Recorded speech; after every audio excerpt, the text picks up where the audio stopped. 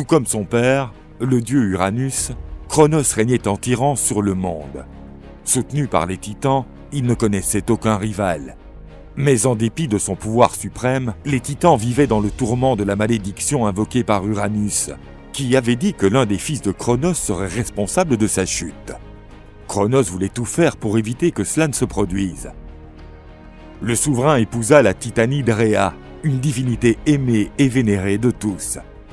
La reine des titans eut bientôt sa première fille, éveillant chez Cronos son côté le plus meurtrier. Rhéa donnait naissance à des divinités qui semblaient supérieures à la génération précédente. Le titan attrapa sa première fille, qui s'appelait Hestia.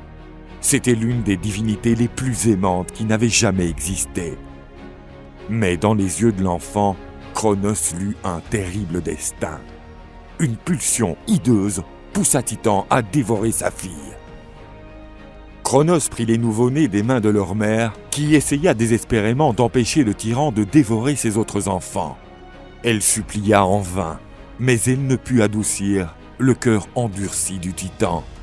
Les enfants furent dévorés sans pitié. Mais Rhéa se promit qu'elle ne permettrait pas au monstre de dévorer un autre de ses enfants. La reine tomba à nouveau enceinte, mais elle avait un plan pour sauver son enfant de son funeste mari. Rhéa se cacherait dans une caverne de l'île de Crète, où elle prévoyait de donner naissance à Cronos. Elle accoucha d'un magnifique enfant dont les pouvoirs étaient incroyables. Rhéa sentit que les divinités du destin avaient tissé un avenir glorieux pour son fils, qui reçut le nom de Zeus. Rhéa laissa son fils aux soins des nymphes et des corybantes, qui battaient leurs boucliers avec vigueur pour couvrir le son des cris de l'enfant divin. La reine enveloppa une pierre dans sa cape et l'apporta à son mari.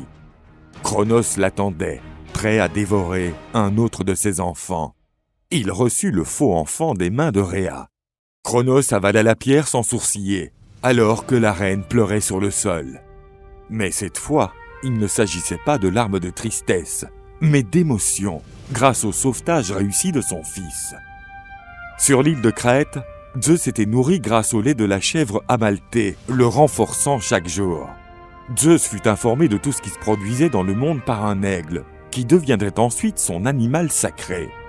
Le dieu devint une divinité puissante, prêt à suivre sa destinée.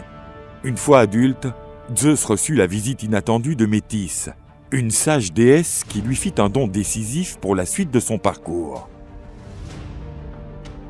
Métis révéla à Zeus le terrible destin de ses frères et sœurs, emprisonnés dans l'estomac du titan.